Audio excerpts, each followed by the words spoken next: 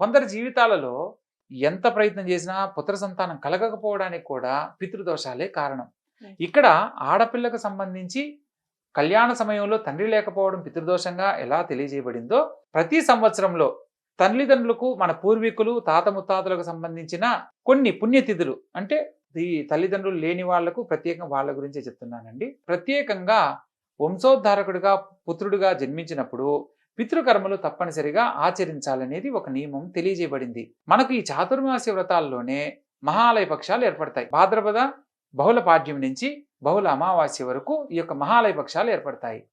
ఇక్కడ మన తల్లిదండ్రులకు సంబంధించిన కానీ పూర్వీకులకు సంబంధించిన కానీ తిథులు తెలియనప్పుడు మంగళవారం చనిపోయారనుకోండి, మంగళవారం నాడు విద్యా తిథి నాడు కాలం చేశారనుకోండి మన పూర్వీకులు, విద్యా తిథి నాడు. అట్లా మనము ఆ తిథుల్లో ఆచరించే ప్రతిదీ కూడా మన యొక్క పితృదేవతలకు చెందుతుంది. అన్న సంతర్పణ కానీ పితృ తర్పణాలు ఏది చేసినా కూడా.